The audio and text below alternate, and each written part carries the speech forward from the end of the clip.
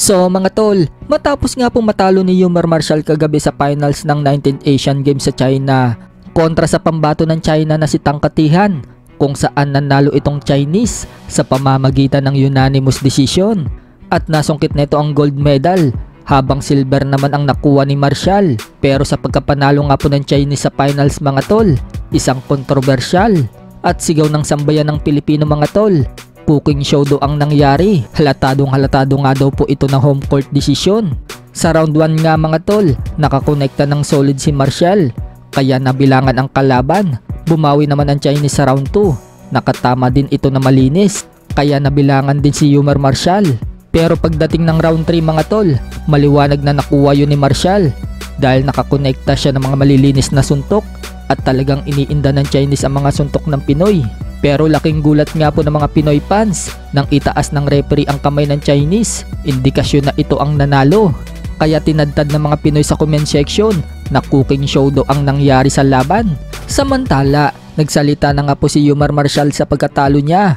Anya, maraming salamat sa inyong suporta mga idol.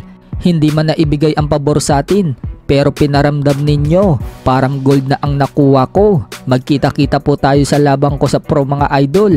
Magpapahinga lang ako sandali at syempre sa Paris Olympics. God bless to all EM fans.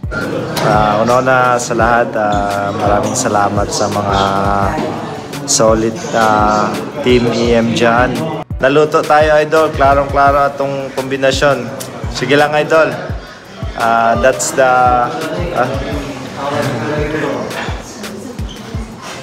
tanggapin na lang, kailangan tanggapin. May ano din tayo, pagkukulang din na tayo kasi nagpabaya tayo nung second round. Sana inalagaan natin yung score, no? Diskarte na lang, ano na lang. Sa kabilang banda naman mga tol, alam na nga po ng karamihan na nasa bansang Japan na ngayon ang ating former 3 Division World Champion General Casimero. At sa airport pa lang, sinalubong na siya ng mga media para ma-interview. Nalaman nga po natin mga tol na sinabi ni Casimero sa mga media na siya lang daw ang bukod tanging makakatalo kay Naoya Inoue. Agad-agad naman pong kumalat sa mga boxing website ang pahayag ni Casimero. So 6 na araw na nga lang po, magaganap na ang laban nito sa Japan kontra sa pambato nila na si Yukinori Ogoni. Sa kabilang dako naman mga tol, kakambal ni Jermall Charlo na si Jermall Charlo nag-warning kay Canelo Alvarez at Caleb Plant. Paliwanag ni Charlo mga tol, kung bibigyan lang umano siya ng pagkakataon, ina-knockout daw niya itong si Caleb Plant.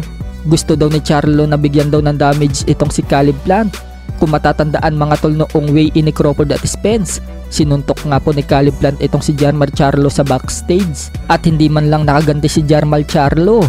Kaya siguro kating-kati ito mga tol na makalaban si Caleb Plant at durugin niya. Bukod dyan, babalik daw siya sa ring para labanan itong si Canelo Alvarez. Ipaghihiganti siguro mga tol ni Jermall Charlo ang kakambal niyang si Jermell na tinalo ni Canelo Alvarez 5 araw na ang nakakalipas.